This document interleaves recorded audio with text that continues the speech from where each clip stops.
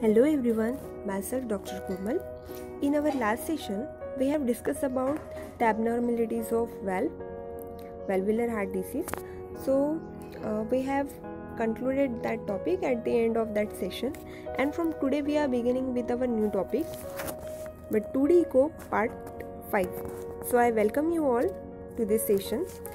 So, in our today's session, we are going to discuss about regional wall motion abnormalities as well as diastolic dysfunction. So let's start. Whenever जब भी किसी patient में diastolic dysfunction रहेगा तो उसमें important cause रहेगा left heart failure. तो जब पेशेंट डायस्टोलिक डिसफंक्शन में है तो वो आगे चल के हार्ट फेलियर में लैंड अप होता है. तो जितने भी पेशेंट होते हैं जिनकी एज 40 या फिर 40 से अबव होती है तो उनमें 25% जो केसेस होंगे उनमें हमको डायस्टोलिक डिसफंक्शन मिलेगा. उसके बाद जितने भी हार्ट फेलियर के केसेस होंगे उसमें मोर देन 50% जो केसेस होंगे उसमें डायस्टोलिक डिसफंक्शन रहेगा.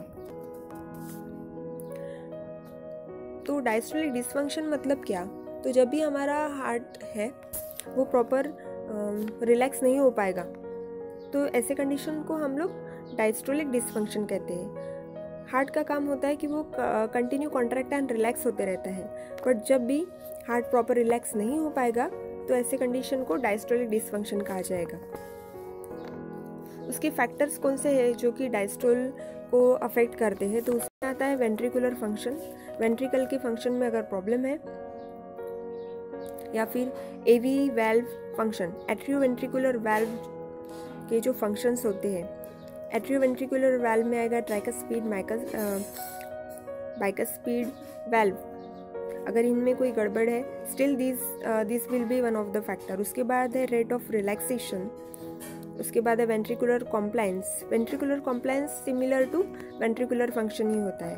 उसके बाद है एट्रियल सिस्टोलिक फंक्शन, मतलब अगर एट्रिया प्रॉपर कॉन्ट्रैक्ट नहीं हो पा रहा है, कॉन्स्ट्रिक्शन नहीं हो पा रहा है, इनके फंक्शन में अगर एबनॉर्मेलिटी होती है तो this will also affect diastole. उसके बाद है प्री लोड. जब भी हमारा हार्ट जो है हमारे वेंट्रिकल पूरा ब्लड से भर जाएगा और जो प्रेशर डेवलप होगा उसको हम प्री लोड कहते हैं. अगर ऐसे इसमें कोई भी डिफ़िकल्टी आती है, स्मूथली ये फंक्शन नहीं होता है, still this will be one of the factor for diastole dysfunction.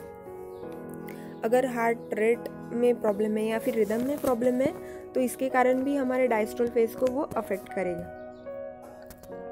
तो कॉजेज़ क्या क्या है डायस्टोलिक डिसफंक्शन के? तो उसमें कॉजेज़ में आएगा हाइपरट्रॉफी, फाइब्रोसिस, कंस्ट्रिक्शन.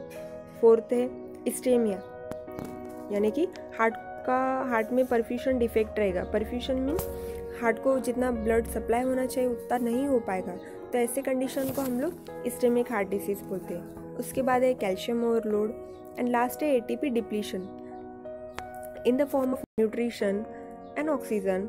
अगर हमारे बॉडी को नहीं मिलता है, डिफिशियंसी होती है, कम हो जाएगा, तो न्यूट्रिशन एंड ऑक्सीजन के फॉर्म में एटीपी मिलता है. अगर इसमें रिडक्शन होता है तो भी डायस्टोलिक डिसफंक्शन होता है.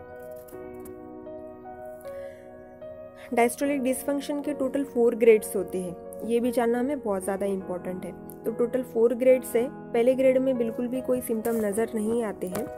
सेकेंड टू फोर्थ थर्ड जो होता है इसमें सिम्टम्स डेवलप होते हैं.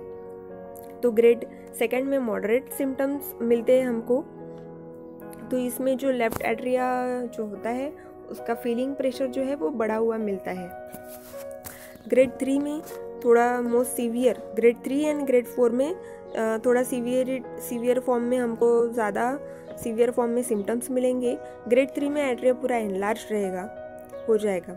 तो ग्रेड 4 जो होगा वो बहुत ही सीवियर होगा. इसमें एट्रिया एनलार्जमेंट रहेगा और यहाँ पे कोई भी रिवर्सिबल होने के चांसेस नहीं रहते हैं. डायस्टोलिक डिसफंक्शन में जो भी एबनॉर्मेलिटी है वो कभी भी रिवर्स नहीं हो पाएगा.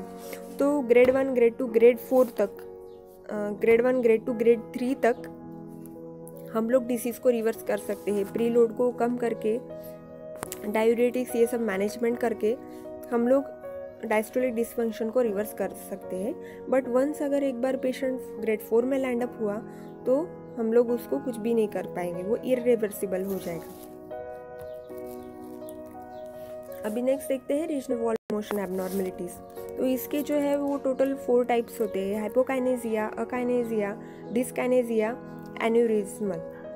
तो नॉर्मली जो मोशन होगा वो फुल्ली इनवर्ड मोशन होता है। हाइपोकाइनेसिया में 50% इनवर्ड मोशन रहेगा, अकाइनेसिया में नो इनवर्ड मोशन, डिस्काइनेसिया में ऑनवर्ड मोशन, एन्यूरिज्म में out pouching of wall.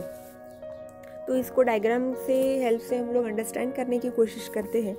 Normally हमारा जो अभी इनवर्ड ही रहेगा, मतलब कॉन्स्ट्रिक्ट होने के लिए इनवर्ड मूवमेंट रहेगा, तो एक प्रॉपर सर्कल बन पाएगा मायोकार्डियम के जो मसल जो काम कर रहे हैं। बट जब भी हाइपोकाइनेसिया होगा तो 50% ही इनवर्ड मूवमेंट होगा, 50% ही वो कॉन्स्ट्रिक्ट हो पाएगा, इनवर्ड मूवमेंट होगा। तो ऐसे कंडीशन को हम लोग हाइपोकाइनेसिया बोलते हैं। जब मायोकार्डियम की वॉल प्रॉपर वर्क नहीं कर पाएगी, प्रॉपर इन्वर्ट नहीं हो पाएगी, कम मूवमेंट्स करेगी, उसको हम हाइपोकाइनेसिया कहते हैं। अकाइनेसिया में ऐसा होगा कि वॉल की मोशन बिल्कुल भी होगी नहीं, तो उसको अकाइनेसिया बोलते हैं। अभी हम डायग्राम में भी देख सकते हैं, उसने पूरा ओवल शेप कर दिया है, बिकॉज इनवर्ट कंस्ट्रिक्शन ही नहीं हो पा रहा है, इनवर्ड मूवमेंट ही नहीं हो रही है। डिस्काइनेसिया में क्या होगा कि आउटवर्ड मूवमेंट होगा, वो अंदर तो कॉन्स्ट्रिक्ट नहीं हो पा रहा है, अंदर तो प्रेशर बना ही नहीं रहा, बट वो आउटवर्ड की ओर जा रहा है, तो उसको हम डिस्काइनेसिया कहते हैं। नेक्स्ट देखते हैं, ये डायग्राम के इससे हम अंडरस्टैंड कर सकते हैं कि जो फेंट ऑरेंज कलर में दिख रहा है, तो इनवर्ड मूवमेंट है नॉर्मल में। हाइपोकाइनेसिया में 50% ही कॉन्स्ट्रिक्ट हो रहे हैं रीजनल की वॉल्स। मायोकार्डियम की वॉल जो है वो थोड़ी मोशन कर रही है 50%, दैट इज हाइपोकाइनेसिया। अकाइनेसिया में मूवमेंट ही नहीं हो रही है, कंस्ट्रिक्शन ही नहीं हो रहा है। एन्यूरिज्म में क्या होता है कि वो बलून की तरह फूल जाता है उतना पार्ट। जब भी हमको कोई इंजरी हो जाती है तो वहाँ पे बहुत सारी स्वेलिंग आती है और वहाँ पे ऐसे फूल जाता है वो पार्ट, उसको हम एन्यूरिज्म कहते हैं। तो ऐसी कंडीशन हमारे वॉल मायोकार्डियम के वॉल में भी होती है। उसके बाद है डिस्काइनेसिया। डिस्काइनेसिया में क्या होगा कि मूवमेंट इनवर्ट तो नहीं हो रही है, बट वो बाहर की ओर होगी, बहुत ही विचित्र टाइप से बिहेव करेंगे, इन आउटवर्ड जा रहा है, दैट इज डिस्काइनेसिया। असिंक्रोनी मतलब क्या होगा कि कुछ मूवमेंट्स अंदर जा रहा है, आउटवर्ड की जा रहे हैं, नॉर्मली जो इनवर्ड ही जाना चाहिए, तो इसमें कुछ इनवर्ड जाएगा, कुछ आउटवर्ड जाएगा, तो कुछ सिंक्रोनाइजेशन नहीं रहेगा, एक में का किसी के साथ भी कोऑर्डिनेशन नहीं रहेगा, उसको हम असिंक्रोनी कहते हैं। तो ये है types of regional wall motion abnormalities. तो 2D को के हेल्प से इस तरीके से वो हम लोग अंडरस्टैंड कर सकते हैं कि इस तरीके से वॉल की मोशंस होती है। उसमें हमें हाइपोकाइनेसिया मिलता है, डिस्काइनेसिया मिलता है, अकाइनेसिया मिलता है। तो ये अंडरस्टैंड करने के लिए हमारे हार्ट के टोटल 17 सेगमेंट किए जाते हैं। इसके बारे में डिटेल हमने ऑलरेडी प्रीवियस सेक्शन में डिस्कस किया था। जिन्होंने नहीं देखा है इनके लिए मैं डिस्क्रिप्शन में लिंक हमने भेजा हुआ है, आप ये सेशन के बाद आप देख सकते हो उसको। तो 17 सेगमेंट ऑफ हार्ट मतलब हार्ट का टोटल एड्रेस, परफेक्ट एड्रेस देखने के लिए हार्ट के 17 पार्ट्स किए गए हैं। तो इसको टोटल 17 सेगमेंट को ब्लड सप्लाई करने के लिए ये सेगमेंट को main 3 coronary artery blood supply करती है। तो पहली है लेफ्ट एंटेरियर डिसेंडिंग आर्टरी, उसके बाद है right coronary artery and third है लेफ्ट सर्कम्फ्लेक्स आर्टरी। तो ये कोरोना की आर्टरीज है जो 17 सेगमेंट को ब्लड सप्लाई करती है। अभी हमने जो भी स्टडी किया है उसको हम समराइज करेंगे। तो सिस्टोलिक डिसफंक्शन, उसके बाद है diastolic dysfunction and wall motion abnormality. तो जब भी हमारा हार्ट फेलियर में जाएगा तो 2D इको के रिपोर्ट में हमको सिस्टोलिक डिसफंक्शन मिलेगा, साथ ही EF भी हमको ड्रॉप मिलेगा, मतलब EF जो है इजेक्शन फ्रैक्शन वो भी हमें कम मिलेगा। उसके बाद डायस्टोलिक डिसफंक्शन जब भी रहेगा किसी पेशेंट को तो वो आगे चल के हार्ट फेलियर में लैंड अप होगा, साथ ही प्रिजर्व इजेक्शन फ्रैक्चर रहेगा, मतलब EF नॉर्मल मिलेगा। अगर डायस्टोलिक डिसफंक्शन ग्रेड 1 एंड 2 में है तो नॉर्मल EF मिलेगा, बट एक बार पेशेंट 3rd एंड 4th में गया तो वहाँ पे हमको EF कम मिल सकता है, लो मिलेगा, नॉर्मल से कम मिलेगा। उसके बाद है रीजनल वॉल मोशन एबनॉर्मलिटी। ये हमको इस्टेमिक हार्ट डिसीज़ को इंडिकेट करता है, मतलब यहाँ पे परफ्यूजन डिफेक्ट मिलेगा।